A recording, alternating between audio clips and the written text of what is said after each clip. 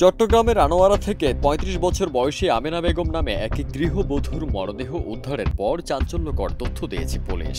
পুলিশের ভাষ্য, স্বামীর হাতেই খুনের শিকার হয়েছে আমেনা। তার স্বামীর নাম ইয়াসিন আরাফাত। খুনের পর পরিত্যক্ত জায়গায় ফেলা হয় আমেনার মরদেহ। সেখানে মরদেহের কিছু অংশ খেয়ে ফেলেছে শেয়াল কুকুর। পুলিশ বলছে, প্রাথমিক তদন্তে জানা গেছে ওই নারী খুন হয়েছেন। স্বামী এ ঘটনায় জড়িত।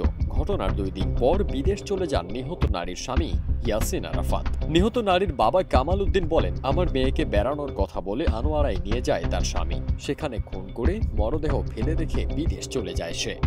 স্বামী আমার মেয়েকে খুন করেছে।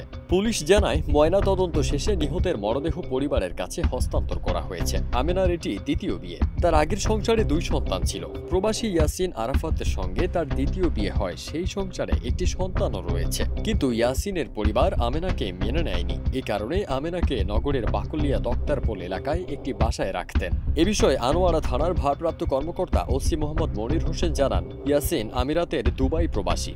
কিছুদিন আগে তিনি দেশে আসেন। স্ত্রী আমেনাকে না জানিয়ে আরেকটি বিয়ে করেন। পরে সেটি আমেনা জানতে পারেন। বিষয়টি নিয়ে স্বামী স্ত্রীর মধ্যে মনোমালিন্য ছিল।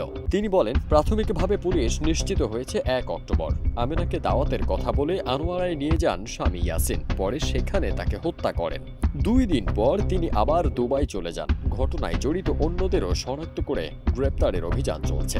এর আগে 3 অক্টোবর দুপুরে আনোয়ারা থানার বৈরাগ এলাকার চায়না ইকোনমিক জোন কার্যালয়ের পাশে পরিত্যক্ত একটি ইট ভাটা থেকে আমেনার মরদেহ উদ্ধার করা হয়। পুলিশের ভাষ্য, শেয়াল বা কুকুর লাশের কিছু অংশ খেয়ে ফেলায় এবং মরদেহ পচে যাওয়ায় পরিচয় শনাক্ত করা যাচ্ছিল না। এই অবস্থায় পিবিআই এর ক্রাইম সিন ইউনিটকে পরিচয় শনাক্তের ভার দেওয়া হয়। একদিনের মাথায় পরিচয় শনাক্তের পর পিবিআই জানিয়েছে, উদ্ধার করা মরদেহটি আমেনা বেগম নামে আনুমানিক 35 বছর বয়সী এক তরুণীর।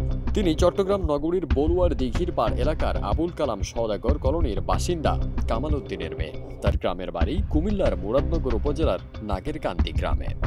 পিবিআই চট্টগ্রাম জেলা ইউনিটের উপপরিদর্শক এসআই শাহাদাত হোসেন বলেন, ওই তরুণীর পেটে ধারালো অস্ত্রের আঘাতের চিহ্ন পাওয়া যায়। ধারণা করা হচ্ছে 1 অক্টোবর রাত 8টা থেকে 3 অক্টোবর ভোর 5টার মধ্যবর্তী কোনো সময়ে অজ্ঞাতনামা আসামি বা আসামিরা পূর্ব পরিকল্পিতভাবে তাকে হত্যা করেছে। পরে মরদেহটি ঘটনাস্থলে ফেলে চলে যায়। আইনি প্রক্রিয়া শেষে ভুক্তভোগীর মরদেহ পরিবারের কাছে হস্তান্তর করা হয়েছে।